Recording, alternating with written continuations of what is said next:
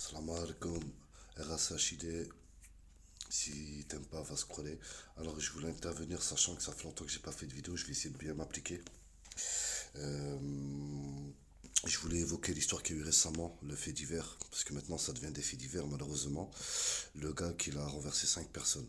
Alors on nous apprend que en fait pendant son interpellation, il crie Allah Akbar, Allah Akbar, Allah Malabar. Bon, déjà, c'est pas Allahu Akbar, c'est Allahu Akbar, et qui veut dire Dieu est grand. Et c'est une formule qu'on peut utiliser dans beaucoup de choses. Par exemple, une naissance d'enfant, on va dire Dieu est grand, Allahu Akbar. Quand tu vois un beau phénomène dans le ciel, tu dis Allahu Akbar. Donc arrêtez de croire que le Allahu Akbar est un cri de guerre. Voilà, ça c'est pour commencer. Ensuite, c'est un gars qui était marginalisé. C'est-à-dire qu'il était dans la drogue, dans la non-gestion de soi-même.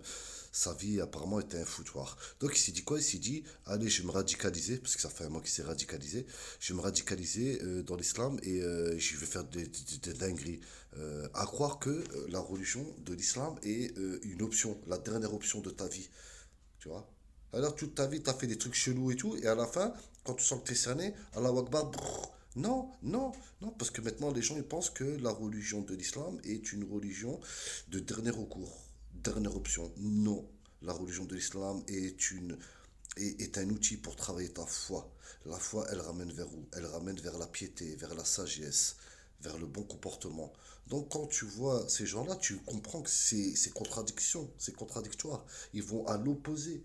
Tu comprends ce que je veux te dire? Donc vous, mesdames, messieurs, si vous voyez cette vidéo-là, ne vous mettez pas en tête que l'islam est une religion de dernière option et quand, voilà, quand ta vie elle est foutue, tu te fais éclater, tu tues tout le monde. Non, non, haram alek, interdit. Et ces gens-là, ils vont devoir payer parce qu'ils ont tué des âmes et ils vont devoir payer devant Allah Azzawajal, le Très-Haut.